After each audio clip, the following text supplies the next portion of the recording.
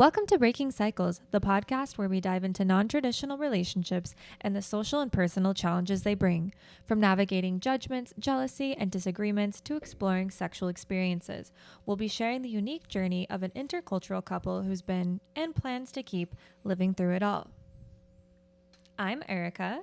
And I'm Jesus. Today, we have a very interesting topic we're diving into.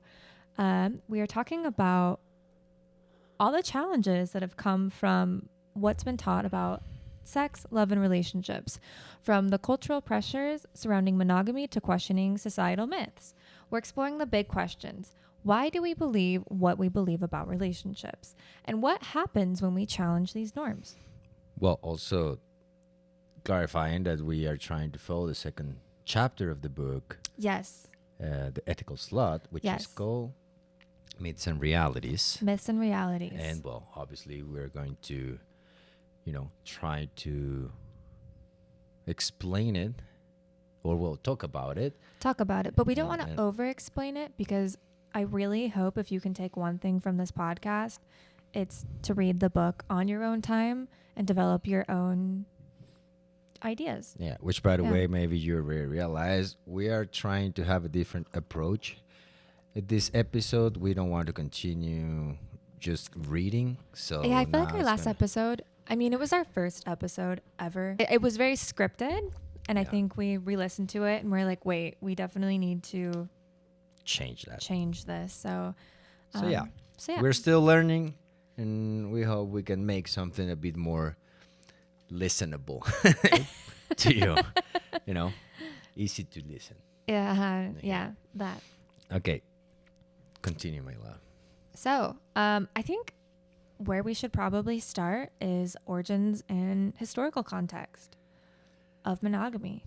Yes, because the chapter really tried, this book also tried to situate the lector with the idea that the concept of family and traditional values come from a place, and we need to understand that.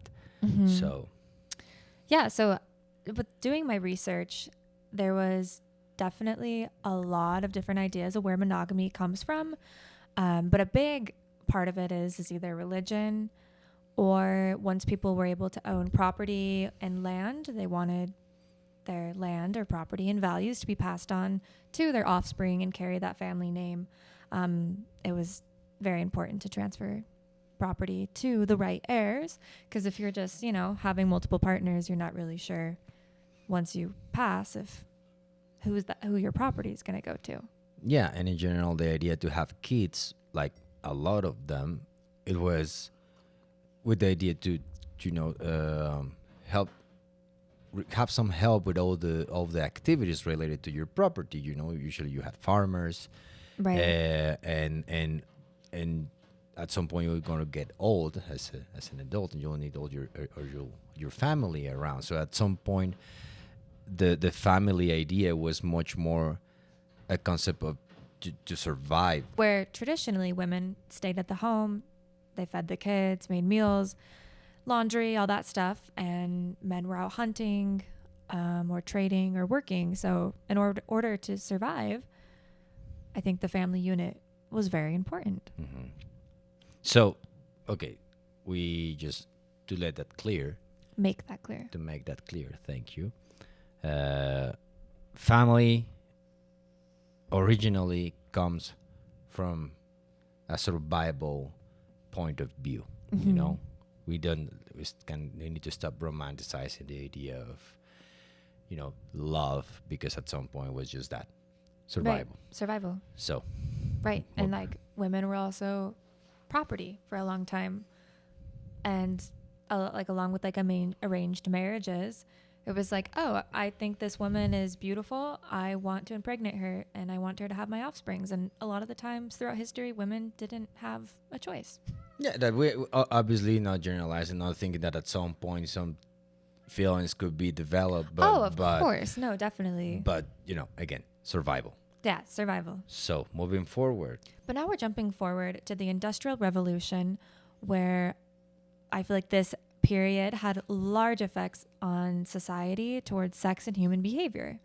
Like there was a huge there was a huge wave of purity culture and also industrial progress. And the social order became paramount as industrial work demanded discipline, punctuality, which a lot of people thought seemed incompatible with sexual behavior. A large moral reform that gave rise to movements sought to suppress sexual expression, like combating masturbation. It was widespread masturbation was morally and physically harmful. Actually, the founder of Kellogg cereal, John Harvey Kellogg, I said that so weird. Kellogg. No, how when you say the last name and when you say the cereal, it's somehow It's something complicated. like it's different. Yeah. Kellogg cereal.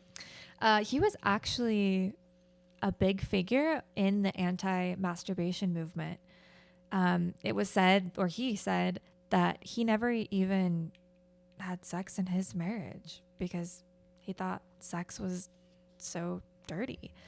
And it was actually really silly because doing some research, he marketed his cereal to be designed as plain, non-stimulating food to curb sexual urges, which I think is so funny because now, like after a late night love session, I will totally chow down on a big bowl of Kellogg's. I'm still saying it weird. Yeah, and some of the things that I read on my side are things like, and even just like this idea, anti-masturbation. Mm-hmm. Also, it was at the time mainly about the male masturbation, because the masculine masturbation, because I don't know exactly when this thing about the Kellogg's guy happened, but on the research I made on my side, like many of the origin of this anti-masturbation movement, it starts only with men, because the idea of a woman touching themselves it was like inconceivable. All this was specifically related Really? to men. I don't know where you heard that information from. In the book, but yeah, again, this is what happens when we improvise. So all the facts that we are going to throw in here, because for example, John Harvey Kellogg, he actually told women or like parents to use carbolic acid to the clitoris, like on the clitoris, so as a deterrent for masturbation. And I think throughout times, like when they do like female mutation, genitalia mutation, where either they like sew up the clitoris, or even there's sad things that actually awful things they do. That's been happening for a long time. So yeah. So, and then moving forward, what we call, then we had also a very interesting case that I don't know about Erica, but this was for me one of the most, interesting and touching facts, historical like event that I found, and well, like also you can read this in the book, but the thing is that the whole concept of this chapter is that between, and I'm quoting this, we are told that monogamy is normal and natural, again also in quotes, if our desires do not fit into that constraint. We are morally deficient and psychologically disturbed and going against nature. So why a lot of people believe that, and the reason is because monogamy is dragging a heavy past, and this is some of the things that I really want to talk about. And again, apologies to our German listeners if we have some, but there's this guy called Wilhelm Reich, I think, and his article Die Sexualität im Kulturkampf can be translated Sexuality in the Cultural Struggle.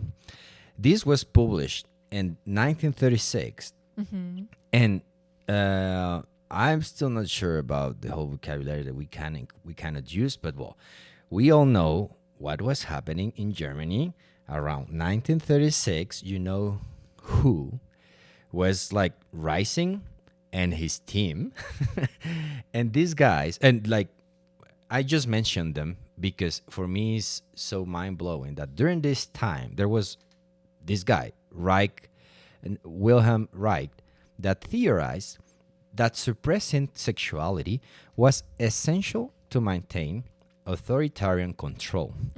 According to Reich, the patriarchal family served as the basic unit of a capitalist state, with the father representing the state as the ultimate authority.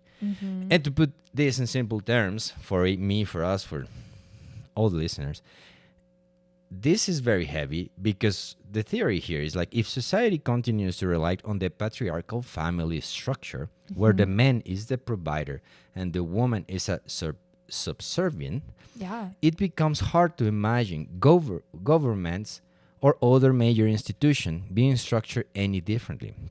Reich believed not only that removing imposition of anti-sexual morality could free people from shame, empower them to trust their own sense of right and wrong, and even make them less likely to support authoritarian growth like war or atrocities that were happening at that time.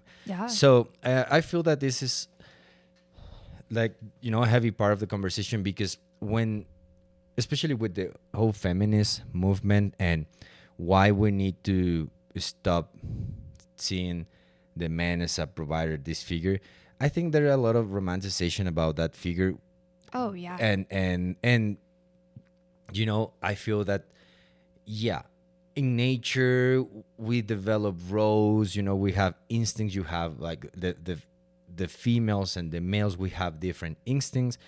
Men are bigger, are protective, men are bigger, are protective, whatever. We have different body structure, different instinctive roles, whatever. But from that, to elaborate a whole society with the concept of a man and an authority, that's pretty much it always hasn't been like what happens here. That's the whole problem of it. And so this is a sensitive subject because in order to get into to being able to explore another type of relationship, to be more open, and not only about how are you planning to have an emotional bond, but also how are you planning to see society, we need to address this, these issues, these ideas, because I think you have to dismantle the patriarchy. That's the big challenge. And again, now we know this might feel like, okay, we are getting into political we're not territory. Even there yet. I'm like, I have my piece to say, but I will save it. So, we came here to learn about loving differently, not to get... No, but I think that we're talking also about like myths and the origins of like, where do these ideas come from? Like, exactly. Our constructs of love have come from, like, our family, like our grandparents. And, but I also wanted to add like what Wilhelm Reich said. He viewed sexual energy as liberation and called it something called the vital life force. He believed that sexual energy was essential for psychological and physical health. And he thought if it was repressed, it easily could lead to submission to authority and also just not being fully healthy. Right. So yeah. And I mean, I think we've seen this. I mean, you were talking all about like the suppression of women and people throughout society, and like the U.S. is like as an authoritarian government, which I mean, unfortunately. Well, who hasn't been suppressed by the U.S.? Pretty much. But especially women. Like during the 20th century, the U.S. like specifically targeted indigenous Black women and Latino women and disabled individuals. There was like forced sterilization, and this blew my mind. Oh, sorry, I'm like hitting the desk. I'm like, it's like, whoa. Until 1973, homosexuality was classified as a mental disorder. 1973. Mm-hmm. My mom was born 71. So that's like in my mom's lifetime. But But I mean, that was also a whole other thing where people were institutionalized and treated for their quote unquote illness. And even like they had lobotomies where they would take like part of their brains out, and a lot of the times it just disabled them. But also in the early and 20th centuries, women who were sexually or showed like excessive sexual behavior, like maybe had maybe, I don't even want to say sex addiction. That was just like maybe someone who just wanted to have multiple partners. They were also seen as mentally ill, and there were women who were like labeled as nymphomaniacs, and they were also often committed to insane asylums. So, but I think that also like leads us into what you were saying with present day. And I don't want to make this podcast too political, but I think it's also really important. Like if you're wanting to explore sexuality and do it ethically, it's also really important to understand like your place. Yeah, your place, and also the rights of like others, and maybe how like well, that maybe sounds so aggressive, like, but I was maybe talking more to men, you know, like how, especially as a guy, with the experiences and the comments I heard on my side of the sex, you know, like feel men in general, they feel much more powerful than they should. Oh yeah, because there's a lot more like excuses for men in society than for women or minorities. And expectations. And expectations. Well, I guess we'll dive into that more, but like I think it's really important to talk about how like the control of sexuality and reproductive rights remains still a very powerful tool of governance. And the United States is no exception. Yep. Yeah, like these controls are deeply rooted in systematic inequalities and disproportionately impact women, LGBTQ individuals, racial and ethnic minorities. Like I think a lot of the things that are happening right now where states are enacting laws targeting LGBTQ individuals, banning gender affirming care, and restricting non-normative expressions of identity and sexuality.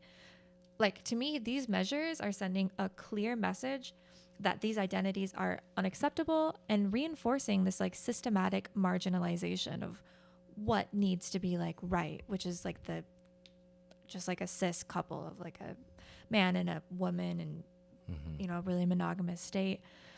And like even federally, like there's a lot of fear that gay marriage will be reversed. Like oh really? I haven't heard about it.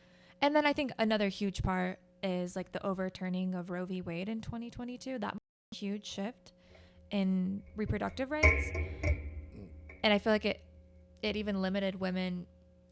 Like it's killing more women than it is helping like quote unquote unborn children, because it's like allowed states to ban abortion but also like lead to horrifying consequences like criminalization of miscarriages. Like can you imagine having a baby like growing inside of you? You want that baby, but then it doesn't, like for some reason you have something go wrong, right, and you're unable to keep that baby, and now the state's like charging you with murder. Right. Anyways, I just feel like that bodily autonomy is under constant attack. And what I think is alarming is how these patterns echo historical precedents, like Nazi Germany, how you were talking about. Like they criminalized homosexuality, they restricted contraceptives or abortions for Aryan people. A lot of like other minorities or Jews were sadly murdered or used as experiments. But they did this all in the name of social control. And I fear today similar attempts to undermine bodily sovereignty and personal freedom are happening.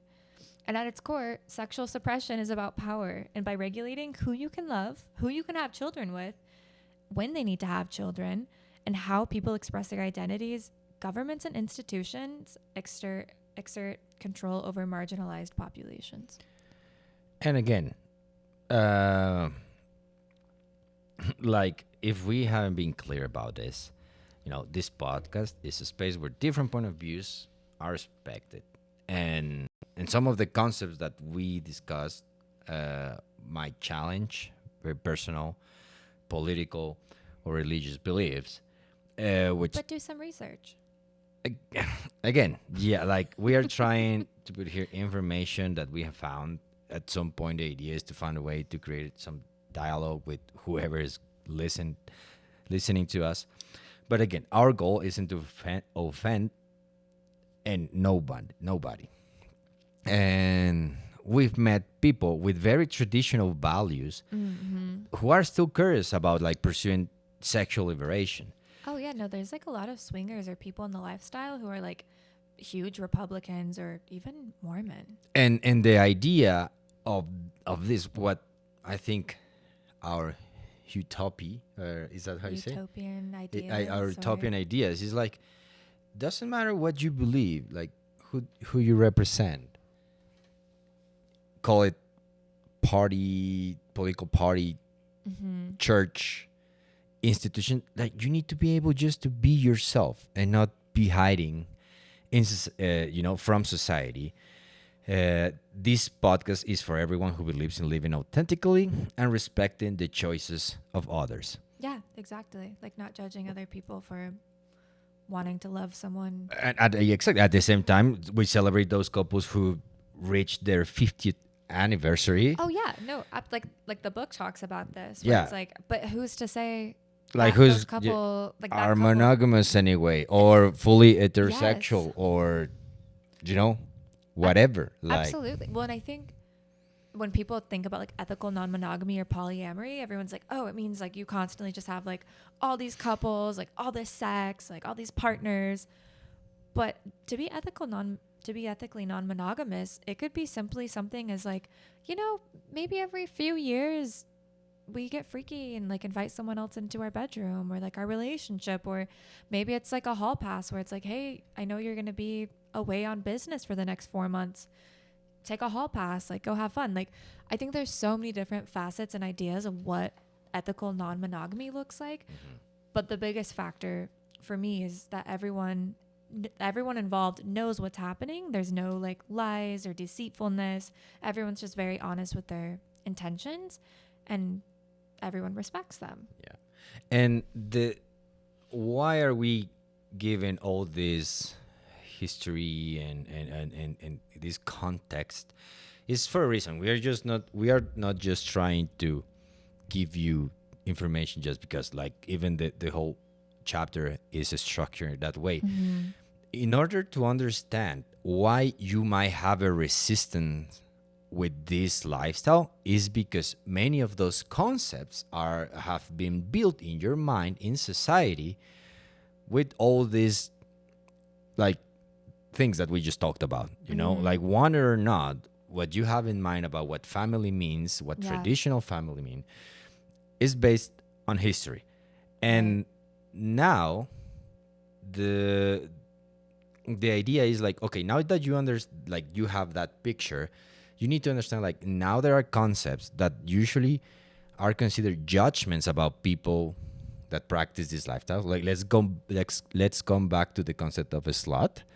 There are judgments about slut, and the first step, if you want to embrace this lifestyle of a slut, the first step is to redefine the concepts typically associated with this word. Many of the terms used to describe sluts are pejorative, but what if we started seeing them differently? And in this next part of the episode, we'll explore some of these words and share personal experience to show how we have redefined them in our own lives. And to mention them, things like promiscuous, immoral, sinful, pathological, and easy. Any personal experience that you want to talk about these concepts, my love? Oh, I mean, there's so much to say around these words because I feel like in the same way the word slut is so derogative. These words are also derogative in their own way. Like you hear all the time about like women being promiscuous. Right.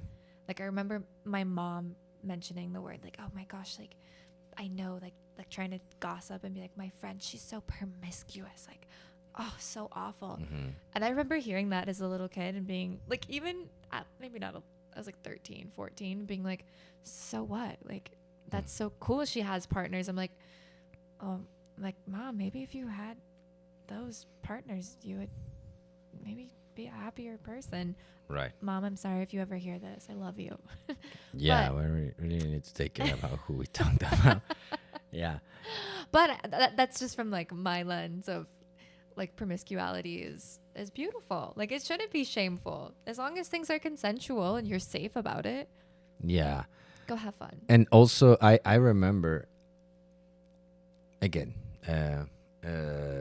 taking care about names because this is one of the first challenges of the. We want to share everything, but everything, but most of them we can't. But for example, I remember being in a conversation, being present in a conversation where adults were taking part of. I was not part of the conversation. Like the adults were talking? Yeah, the adults were talking. How old were you? Like, I don't know, early 20s. Okay. And I remember, like, again, someone talking about the sexual life of another marriage, and the idea of sex was there, like, about how active people were. And this person mentioned, like, oh, that marriage, they're super stable, like, look at them, they're super happy, and I know by fact that they don't have sex. And I remember at that wait, age, like you knew that they didn't have sex? no. The person person talking mentioned that this other marriage that were very happy, they didn't have sex. And I remember in my mind, listening to that, my first thought was maybe her, because like, the guy's probably because the guy side. maybe is doing it on his side. That happened more than 10 years ago. Mm-hmm. And what happened? That then we found out that the guy had a girlfriend and was having an affair. So because it was like, how can you just be proud of, or how can be that promoted as something good, that sex is not necessary? Because I feel that is one of the main problems, like the promiscuity. There's like every single, like, if you are listening and say like, no, I don't really want to, well, okay, now we know there's asexual people. And I think it also, like, people go through phases of maybe like you have had your kids, or like you're going through menopause, or your hormones are off, or maybe you're just like, it's not demonized to have sex though, like, or it shouldn't be demonized to want to have sex. Like, if you're in a relationship and for some reason your partner just doesn't have the sex drive, or doesn't want to have that intimacy with you, or maybe just physically can't, it's like not bad for you to want sex with other people, I feel like. And also, like, and in contrast, the promiscuity, I think, is also something that we can talk about now, like in our personal relationship. Mm-hmm. I'm pretty sure that you must think like, oh yeah, if these guys like have their relationship like open and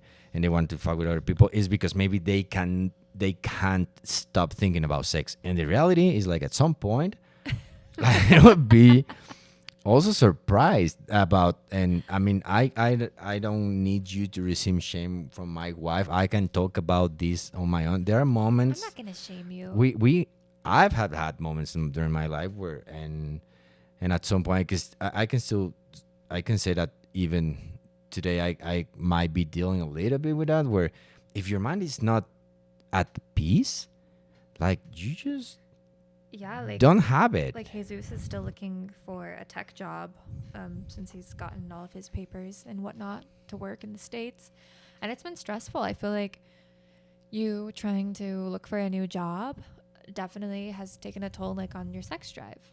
And again, that doesn't mean, and I can tell this from my wife, that I'm not walking the street, I'm not like in another reunion, I see a beautiful woman, I can think like, wow, and just still, like, thinking about sex, thinking about people's bodies, it's exciting. It's nice. Fun, like, wow, what do you think what that would be? Like, yeah, it's exciting. It's like that like type of connection. The next word I wanted to talk about too is sinful, because I think I mean, I don't mean to cut you off for the sake of time. But yeah, baby, we all know you're a slut, no matter if you're stressed out. But the next word, sinful, when I think of the word sinful, I automatically think of religion, because sins and Jesus died for our sins. But it always has given me so much awe to think that God or a creator or Jesus doesn't like sex, or is like against sex, like the whole like purity culture. Because for me, like sexual energy, it's like creation energy if you use it in that way.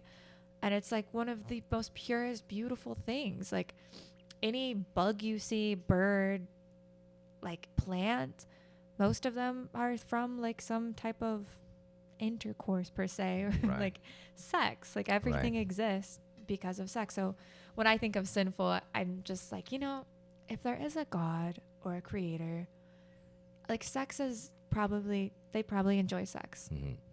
And yeah, again, really want to respect religions and religious people. But for example, I was part of like Catholic religion for like a lot of years, and I was deep into that. Like he was going to be a priest. I have a tattoo cross, like a giant cross in my arm, and his name is and many of the tattoos I had, like some of my first tattoos had like religious meanings. And I remember that this could have been maybe the last mass I attended, and all this idea about, for example, what Reich, this German guy, explained. I remember going to that mass, and the priest was talking, and this wasn't really related about sex, but it was this idea about pretty much everything you're doing in your life is wrong. Bad, and you need sinful. To feel bad and, repent yourself and your sins. And I was like, why do people like this? And now that we have this information, like from this book, and see how I do believe that church uses a lot of these mechanisms of repression in order to control people. That's what I believe. And the whole sinful idea is something that, at least personally, I'm trying to erase from my vocabulary. Like, that doesn't exist. And that's some of the personal, like thoughts that I can mention about. It's one of those words that exist in the dictionary, but I hope with all my heart that can be sinful. That can I feel with all my heart that can be suppressed at some point in the history of humanity. What word though? Sinful. Yeah, because doesn't exist such. What if you kill someone? Well, then, and this is another, it's not a whole other topic, but I believe that, the base of the morals and ethics that we have as accepted today in our life, like, are based on religious ideas, because back in the day, religious and law was the same thing. So then, you have a separation of government and church and state, but the idea of a moral, of an ethics comes from there. And this is maybe I'll go too far with this, but even the idea of like killing, the moral and ethics, we created those concepts. They don't exist. Like, if you actually feel that you want to rule your life by science, like, you can go kill someone, and you cannot say, hey, that was wrong. Why? Like, prove to me scientifically that was wrong. There's no math formula to explain that something but we're also is like wrong. Conscious of what? And again, of like, our actions and like how based on our ethics and morality that we created through history, through life, and at some point with religion. And I'm not saying that we should do it. Please, don't think I know, because I'm like, babe, that I'm saying but that's like being that like the killing rape is wrong. It's good. suffrage of women, or like, well, it's because we're animals, and I mean, it's just science. No, like, exactly. men We just have a wanna go conscience, but fucking we conquer have the created. world. But this is what I'm trying to say. Like like the ethical and the morals that we have nowadays, we constructed them, and we can manipulate them because that's what we are. We are humans. We evolve, and in the same way we are trying to break patterns, breaking cycles. Okay. We can evolve as a society, as humans, and really focus on, ethics, but evolve this concept of ethics, because clearly, like we come from a very dark past in terms of But I don't. sexuality. And Sure, but I think also a big part of it again was like for survival. Like a lot of people conformed to ideas of religion or government because it was survival. And I think now we're in a day and age where like women don't need to be at home all the time. Right. Like they don't need a man to provide for them. Vice versa, a man doesn't need a woman at the home cooking and cleaning like all day. And the or whole even idea to have children. Yeah, and this again, the sinful concepts. I feel, for me, it's so sad that even churches are still, like, for example, trying to judge today's society, saying like, yeah, the young people, they don't love in the way before because you look at all these divorce rates. It's like, dude, no, now it's just because now up. you are like economically stable. You can survive. And before, don't romanticize that your grandma didn't really love your grandpa. Oh, well, maybe she did, maybe she did, but like but maybe if your grandma have had the opportunity the amount to of leave suppression, them, yeah, she would have. And it was just like just being obedient, exactly, and being like, sure. Well, and then that's like a whole other conversation too. For how long have men been able to get away with having like mistresses, or like dating their secretary, or like having other women? Like there's been a lot of non-monogamy. It's just not been very ethical. Like non-monogamy has like always existed. Yeah, it's always existed. It's just like, and I think that's also a big thing is, sadly, in today's society, the amount of people who cheat on their partners. Yeah. Holy shit. A lot.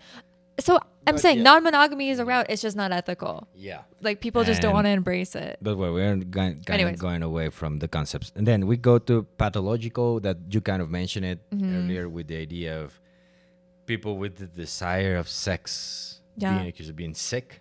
Yeah. Mainly women.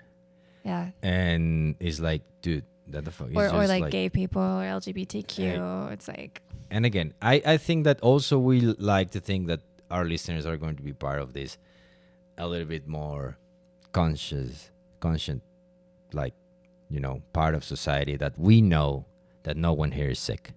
Only people who wants to do bad to other people, those are sick. But I'm a nasty guy. Yeah, you're a nasty guy. And you just wanted to explore respecting people. Then welcome. And let's continue talking about this. Yeah, cool. And Easy. This is a good one. Because I feel the that whole Easy A. Yeah. I love that movie. We should watch it. I don't know which movie you're talking about. You've never seen Easy A? I don't think so. Okay. But Easy. Like, also for some reason, well, not for some reason. There are many reasons, but that we can talk about. But society had made us think that you should keep your body. Your body is a temple, and well, maybe we can. Body's a temple. We can put away like the religious ideas. We're not attacking the religion anymore. But I always like it because I'm like, well, temples are full of people who worship it, like worship inside. No, but we have had our differences here, like and especially I don't know if this is something a bit more when the difference between women and men, where as a guy, I don't know about you, like I think that the filters to decide to interact with the person are much lower or much fewer in a man than in a woman. Like men just think more with their dicks. I'm going again. We are not here to generalize, but I personally, I want to say, like, if I vibe with someone, I can have sex with that person. And I don't necessarily need the supermodel, even I'd marry one.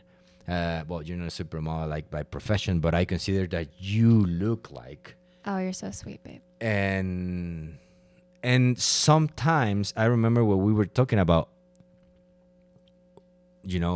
our experiences and sometimes, what you pursue. I remember you being a bit more like, no, if I want to have sex, I want to have it with hot people, which is totally.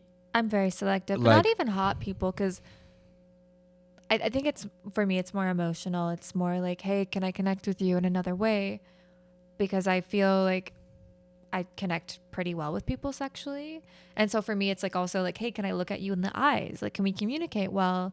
Also, our boundaries going to be respected. I think a big part of it for women too, it's like the safety factor of like, hey, if I am vulnerable and I'm with this person, like in exploring intimacy or having adventures that way, are they going to harm me? Am I going to be safe? Like for me, that's what goes through my mind. Like, I wish I could just go out and like give it away and go have all the fun, but there's like all of these like measures of like, okay, like, am I safe? Is this person trustworthy? So you just think like if you could guarantee if I was all a dude, the things that you just mentioned? No. Like as a woman, like the amount of guys or people you have been with will be like triplified. I don't know, like no, and double? Honestly, it's sad to say this, but like a lot of men scare me. Like I've worked in clubs, I've bartended, I've danced in clubs, and like I've seen so many men like seem so lovely, so sweet. They get some alcohol in them, they get horny, and like I've heard stories of like girls being like choked out, maybe not choked out like in the club because like security and whatnot, but just like men getting really aggressive or like thinking they can do whatever they want. Especially in that setting because it's transactional. So yeah, that, and also just like hearing horror stories of even someone who had dated someone or seen them multiple times before, and then one night they like did something like that was non-consensual. And I feel like maybe this is just my experience too, but I never had that happen like with women. Like me being intimate with women, there's like not this worry of like, oh, is this person going to put chloroform over my mouth and like do something to me that I don't want? Okay. And well, you just like, I don't know if maybe I don't know if I went to other idea, but we're coming back to the easy part. Because okay, now you shut my mind with this whole idea of security. But like, would you consider that? Let's stop the whole, like, forget about that, about what that person can do to you. Okay.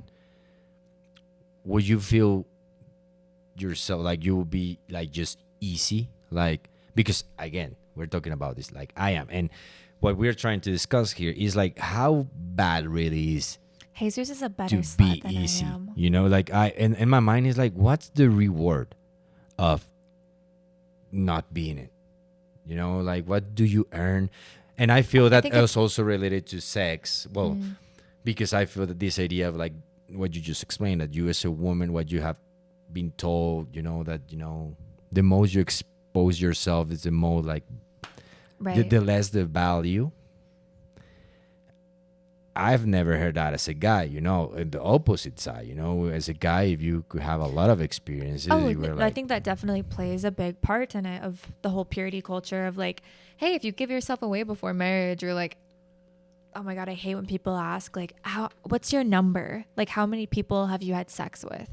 As if it's going to depict your value as a human, or especially as a woman. Which like as a guy looks like that increases, and a woman that decreases. Yes. No, absolutely. It's like, oh, well, they're like a Casanova. They're experienced. Like they can, like, if women want like a man, it's because he's probably really good, or he has like a big dick or something. Right. And with women, it's like there's like so many gross things of like where women are objectified, of like, oh, they're going to be like loose now, or like so well, we're going to tell you the amount of people we have had sex after this pause.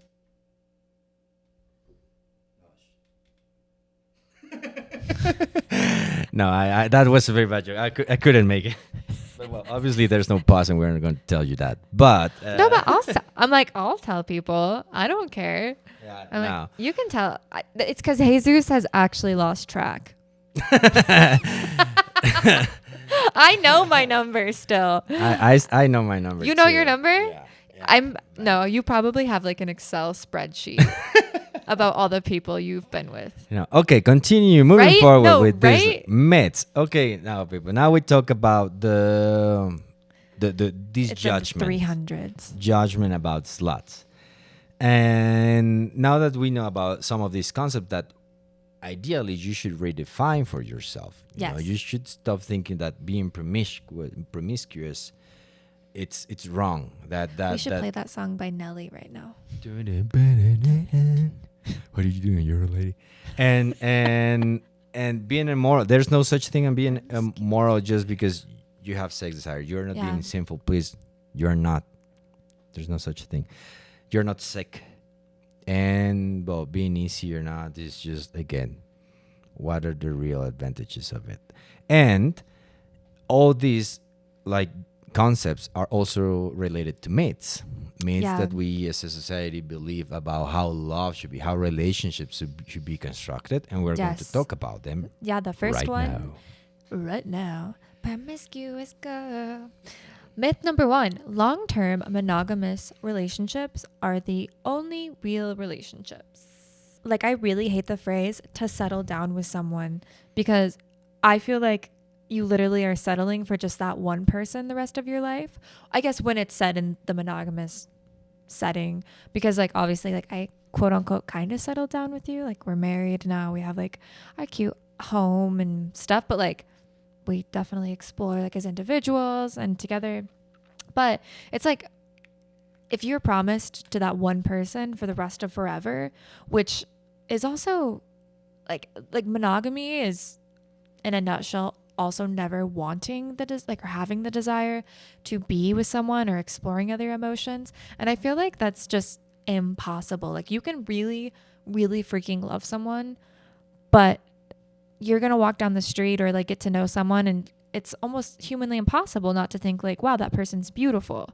Maybe not like sexualize them, but like even just to think someone's beautiful or have feelings for them. Like in the same way we have like all these friends that we love in different levels, I think you should be allowed to have lovers or people you spend time with intimately.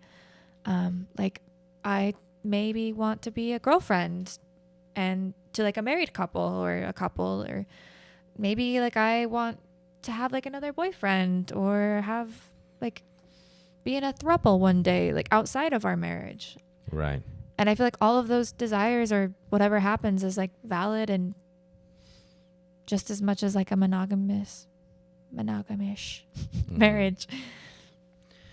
And yeah, about that, I thought about this in the first episode about how that was pretty much my main doubt, and I started going to therapy because I knew that this concept, long-term monogamous relationships, are the only real relationships for me. I thought that I wasn't made for them. You know, I thought that was something simple, impossible for me because in my mind, no matter the relationship I was thinking like, this is going to end at some point. Oh, that's so sad, baby. Like, I knew that there was an expiration date on the relationship I was. Like, I didn't know when or how it was going to end, you know? But I was like, there was a point where I knew like, okay, I'm just waiting for something the best way to get out of this. That's so sad. And it's not because you weren't like happy with the person, but you just wanted to explore. Exactly. That didn't mean that I didn't love the person. Yeah. You know, it was just like I need more. Right. And this is something that I knew that the first person I could ever really consider to get married was with you because Because I was like, babe, let's just go be hoes together. yeah, I was like, oh, But I also like love you so much. yeah, and it's like, of course, I want, like, the I stability. don't feel that anymore. Like, obviously, that doesn't mean that you don't see the challenge anymore, because like, Oh, no. obviously, like, being in a relationship still you have a lot of challenges, Oh, yeah. but with much more hope. Well, and I feel like it leads us into the second myth, which is loving someone means owning them. And just like a dog on a leash, if it's tied up for so long and it gets a chance to like go and explore, like it probably will go. And again, like, there are different levels of relationships, right? Like, there are people that are much more how you say, protective than others. Sure.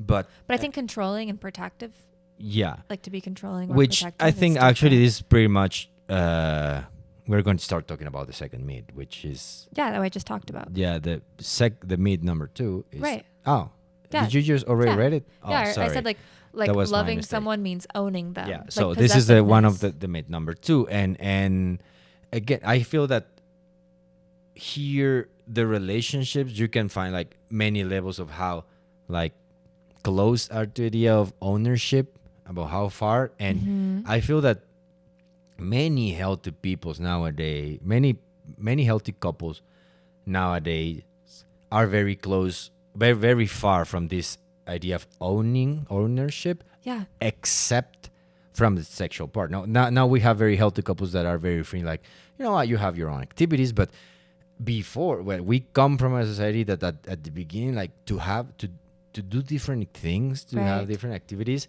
and I still feel that like one of the differences in our relationship, and again, if any guy that is listening at some point feel identify with this slut that is talking, I remember. Fuck! I just just lost the idea. Sorry, Sorry. man. You're not going to be able to Yeah, feel assimilated in any way. So yeah, I was saying about. Okay, sorry. Yeah, I lost it, but now we come back. You So- got lost in thinking about being a slut. Yeah. So the idea of ownership and how me as a guy, I remember being in relationships where I wasn't myself, Yeah. you know, and I was part of this process in my culture where you show the best of yourself when you date, and eventually you get into a relationship. And once you're very deep into that relationship, you realize that there are parts of you that are ugly, you know. And on my side, this ugliness was, being a slut. And that was something that only my friends knew. And I feel that not only the sluttiness, but a lot of couples, like, they're still hiding a lot from their own couples. And I think that Their own partner. protective, like those protective like actions that you see or hear, for me, I still like, are people getting involved in those type of relationships when you hear something like, oh yeah, my partner cannot know about that, you know? Oh, And yeah, so unhealthy. It's like, please do. yes, please like, do not please do mention not this. mention that I saw or talked to this person, or And I was like dude, no, but honestly, like the possessiveness sounds, or even that, like the fear of how your partner might react, that just sounds like so exhausting. Like I can't imagine Yeah. constantly like checking your location, going through our messages and being like, oh my God, who's he talking to? And I see this so many times with women, especially like in our 20s, where we like get into these relationships. They're like romanticized to be amazing. The first like 6 months are so good. And then something happens, someone's not honest. And like they just like are constantly like worried that their partner is going to cheat on Right. them, or like that they just don't trust their partner at all. Mhm. And it just seems like to me literally exhausting. And then my other thing is, if you don't trust someone, like if they stress you out with their actions, why are you with them? Like right.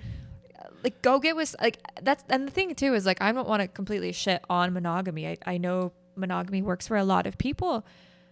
But if that's what you're looking for, maybe go find it in someone else, Right. or vice versa. If you're wanting to experience Yeah, something. I mean, we're talking about there's a lot of pretty much trauma and toxic behaviors that I feel that when you have problems, or if anyone of you relate the idea of owning someone, I feel that it's pretty sure that they don't only apply those behaviors in the relationship, but also with friendships, with taking that out of your relationship where you cannot see your friend doing whatever with any other friend because you feel that Oh yeah, it's like that's our thing. Yeah, or stuff. Again, it's like if you want to be part of this lifestyle, like you need to respect people's lives. Yeah. And you don't own people. Yeah, they don't own which you. I think goes into like our third myth. Yeah. Which is jealousy is inevitable. Inevitable. Myth 3: jealousy is inevitable and uncontrollable. Yeah. This is like a whole other podcast, like how to manage jealousy and whatnot. But and we'll get deep into that at some point. Yeah, definitely. Like Jesus and I have both been very jealous at times. I think even now we still get jealous. Yeah. But like any other emotion, jealousy is just a human feeling. We can decide whether or not we want to feel it. And I think it also gives you a lot of perspective where that jealousy is coming from. Like to analyze it, to be like, okay, why am I feeling insecure and for this reason? Or maybe like I'm feeling secure that Jesus is hanging out with someone who's a big CrossFitter because I haven't been working out. Like I don't feel like I'm like as confident and sexy as like I have been or as strong. And so it goes down to me being like, yeah, you know what? I think I do want to be like that. Or I'm like, you know what? I don't really care if I have like giant biceps or like a 6-pack. Right. Like I think it just really makes you dissect how you're feeling and why you're feeling that. But it's definitely a lot easier said than done. Right. Like I feel, we don't want to get fully deep into this very wide subject. A whole other section. Yeah, and you can see how still society, plays with it. I don't know about the U.S. or, but in the Latin American culture, even on social media, all these funny videos about you being toxic, and jealous, and how they romanticize that. Again, that I feel that those type of jokes at some point should be seen in the same way that how bad you would take someone making fun about, I don't know, like racism and stuff, because I feel that you cannot normalize. At the end, if you want to generate money and social media, whatever you want, it's okay. Do whatever you need. But I wouldn't like to joke about because I don't want to normalize the idea of like you can just treat someone like shit just because you're all insecure, because you feel that you're going to be dumb and it's like so hot is like if I'm out on a date or like even just with friends and there happens to be like some cute guys there, like Jesus will text me and be like, hey, are you safe? Like, do you need a ride? Like, because it's like not that controlling behavior, but more that protective behavior of like, hey, like I'm not trying to control or tell you what time you need to be home, more so like what time are you going to be home so I know to wait up for you. Or like sometimes our garage door doesn't work and he's like, hey, so I can come open the garage door so you don't have to get out of your car. Like things like that. It's the protectiveness without being controlling. So, but I think we still have like 5 more myths. So I think we should go through them. Yeah. Let's go. Okay, now we're going to talk about myth number 4. Sex is a scarce resource. Number 4 talks about sex being a commodity, as if you were going to trade it rather than it being shared freely and mutually, which I think is the most beautiful way to share intimacies. Yeah, I think this is a concept similar to that is related to this is a myth that is related to the concept of being easy, about how somehow just give it away. Easy. Yeah, they try to. Look at this idiot. Like, I don't know if I have the language in English to express this in the way I want, but you can try. You can do it. in this capitalist world, uh, sex is going to be treated with the same way any other resource. When the less you have, the bigger is the value. Oh, okay, yeah. And I feel a lot of people believe that, you know, if I just have counted interactions, I know I can be like more desired and stuff. And happens like with I think, again, if we come back, if I think about the society I grew up in, if you knew one girl already slept with a lot of people, like is not someone that you could consider your wife, for example, right?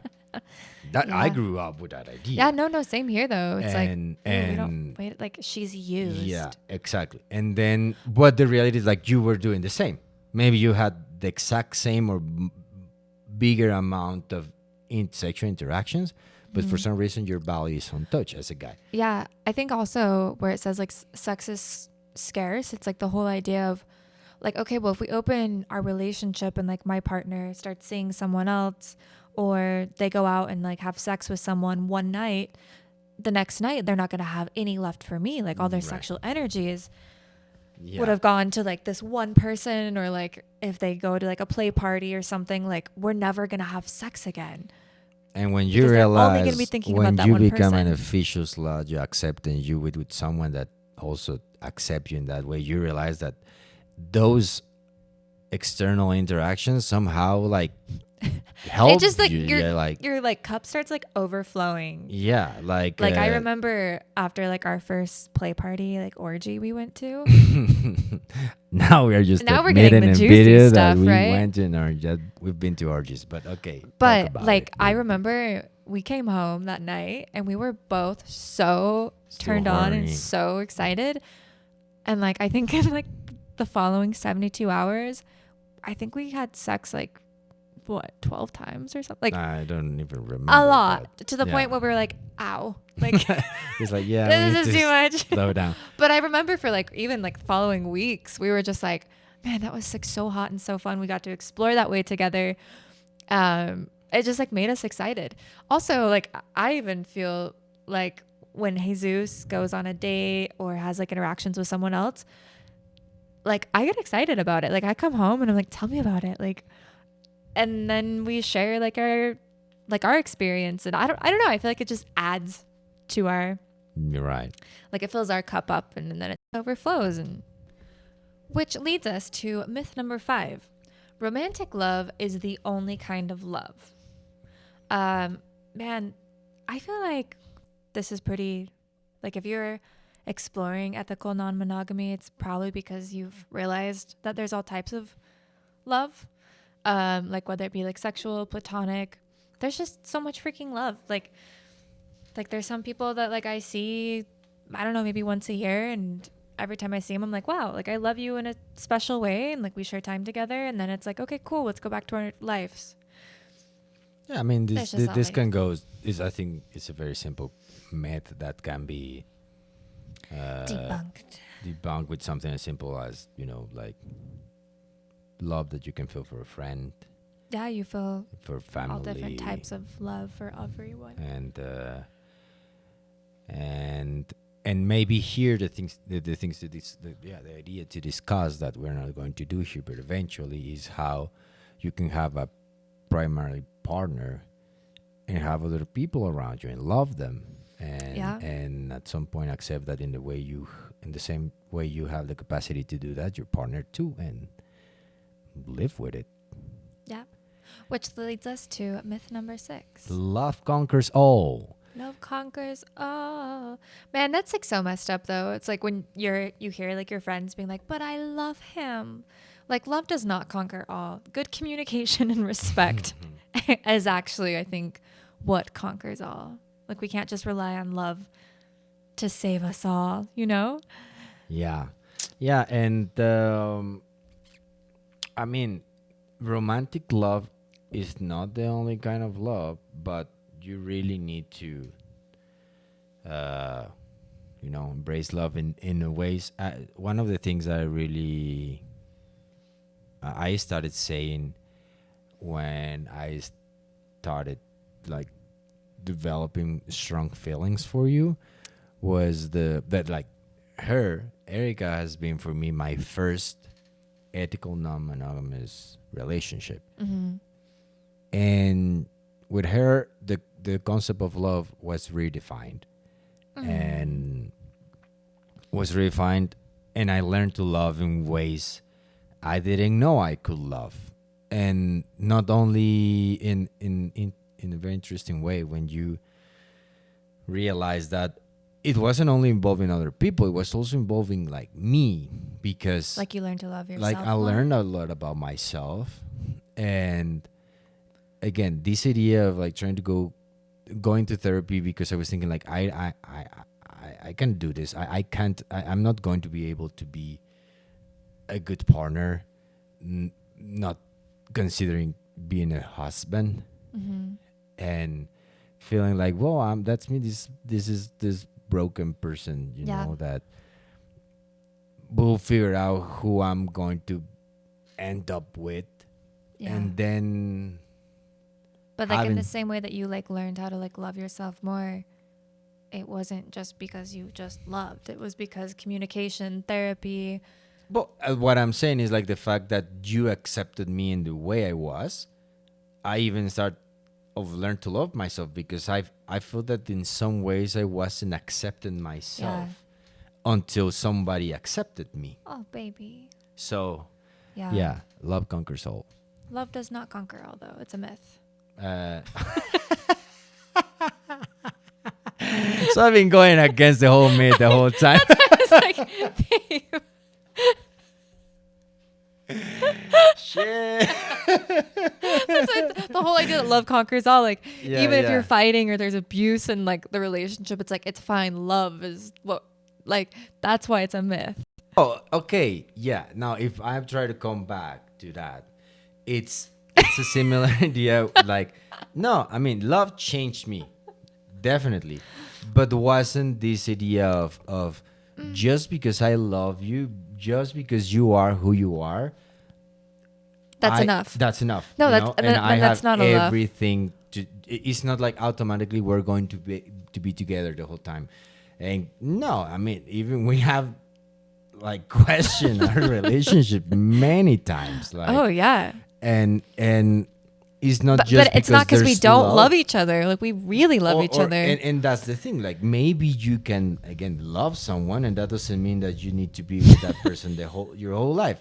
But if you have the tools to Yeah. canalize that love with communication, with honesty, then maybe you can conquer all. But well, again, not only with love.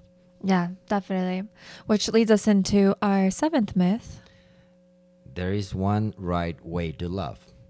This is kind of like the whole, Yeah. which one was it? It's Myth like number 5 of about like the romantic love, because it's like, no, you love all the people in your life in a very different manner. There's like, yeah, I feel like this one's kind of ties in to number 5. Should we Yeah. go into number 8? Maybe I just have some very simple idea here, where getting involved with the idea of the fact that we are preaching the sluttiness. Sluttiness. Here we're using a lot the word love, but also here can be related to sex. Like also romantic sex is the only kind of sex. Like, there is only one right way to have sex, to have intimacy, to share your body, because usually love is related to that. That's myth number 9. Eh? That's myth number 9. Sex and love are inseparable. Well, we'll get there. But the whole idea is maybe that like these rules, that there's just only this way to do the things. Giving to the listeners a little bit of the differences we have there. Something very interesting that happens. One of the first challenges that I consider in this idea of the ethical non-monogamous relationships is like, it's not really how you want to love. It's not really just the idea that you want to love other one or have sex with other one. It's how do you want to love other one, or how do you want to have sex with other person? Like, is there where you start to see like the differences, because you don't love in the same way. And sometimes when my partner tells me that wants to experience something different, one of the challenges is like expecting that you need to do it in the same way I do it. I do it or did it. And so again, there's not one right way. There's no one right way. Like, you have many others, and you need to accept your partner all with everything. Definitely. So yeah, continue. Myth 8. True love means meeting all of each other's needs. That's like actually impossible. Yeah. Like, it's so unrealistic and unfair. Like, if I put all the expectations on you to like love me and give me everything I want to experience, like, I feel like I would just end up really disappointed. Yeah. And then there'd probably be a lot of resentment in our relationship because you didn't fill my cup up in this way. You didn't do X, Y, and Z. Or what I see a lot of people doing is limiting their expectations because they know the partner they love won't be able to fit all of their needs. Like, I know a lot of girls who are bi-curious and they want to like kiss their friends or like explore with women, but their partner, who's a male, is like, no, I'm not comfortable with it. And so they like, I'm going to settle. I'm going to suppress that need or desire. And I'm just going to be okay with like this one guy. One of the things, like, I remember one of the conversations I tried to have with someone debating about the whole ethical non-monogamous lifestyle. I remember trying to use the analogy of you trying to be a service provider. Like, and if saying like you want to have just one client for your rest of your life, you know how bad it can be for a business who is looking for diversify themselves, like the biggest exposure you have to different needs, to different challenges, the biggest amount of tools you have for whoever like thinking that one person is going to give you all you need for the rest of your life. Again, if you want to discuss more about it, do it. But for me, I feel like it's just setting yourself up for disappointment. Okay, and then myth number 9, sex and love are inseparable. Or last one, if you're getting tired of us. Last one. Yeah. Sex and love are inseparable. We slightly talked about it a couple minutes ago, but one of my favorite quotes around the subject is, intimacy is not reserved just for romantic lovers. You can explore intimacy with your friends or people around you. And it's not just like, hey, you're my romantic lover. Those are the only people I share sex with. And I think this can come in a lot of levels. Like, for example, when I go out dancing with my girlfriends, sometimes we kiss each other. Or in the same way you might cuddle with your friends on the couch. Like, it doesn't have to be full-blown intercourse. But like, love and intimacy are not exclusive. Or you cannot love at all. Exactly. And That's what I'm saying. Or you can just be like, you know what? Like, I'm attracted. You're hot. I want to have fun with you. And the other person's like, cool. I agree. Think the same. As long as there's consent. Yeah. There's consent. Yeah. So, yeah, that's simple. That is pretty much. So, yeah, we finished all the myths that are mentioned in the book. And these are like what are the steps to a more free paradigm. We'll talk about this next week. But as we've explored today, creating a freer paradigm involves challenging societal norms, embracing personal autonomy, and fostering open and honest communication in all aspects of life. It's about rejecting shame, advocating for bodily autonomy and reproductive rights, and creating inclusive communities where everyone can authentically express themselves, whether it's exploring alternative relationship models or fighting against systematic oppression. The goal is to build a world where freedom, respect, and love can flourish for all. By practicing radical self self-love, dismantling oppressive systems, and honoring our diverse needs, we can move forward to be liberated, and be a slut. A slut. Yeah. So after all these podcasts, you might be wondering, like, okay, thanks for all the historical references, the judgment, the myths, or whatever. But if society isn't giving us a script for open sexual lifestyles, what are we supposed to do? Well, the answer is simple, and that's why we're trying to create this podcast. Is we write our own. There's not script. We're here trying to figure out things in the same way you are. We are not the most experienced people. We are here dealing every day, unlearning and learning so many things. Yes. So join us, because this is just the beginning. Just Also, beginning. Any of you who have seen like our first or second podcast, thank you for sticking with us. We're learning all about technical difficulties. Yeah, we're trying to make how to it talk better for you. How to not have stage fright, how to better express our ideas so they get across in the way we would like to get across. So thank you so much for joining us. We'll be here every Wednesday on all your favorite streaming platforms and YouTube. Yeah, subscribe. Let us know what you think. If you have some questions, maybe at some point we can start having some, I don't know, Q&As once we have a little audience. If you're one out there. Our first subscriber gets a big virtual hug. Yeah. And a nipple from me. Yeah. So, only from me. Well, But you can do whatever. you can subscribe to my OnlyFans. Wow, is there an OnlyFans? There might be an OnlyFans. And the OnlyFans link after this is pause. We're Bye. That's what you're trying to do. Yeah. You're such a dad. Yeah, I know. Okay. He's a cat dad. Bye, All right. guys. Bye, guys.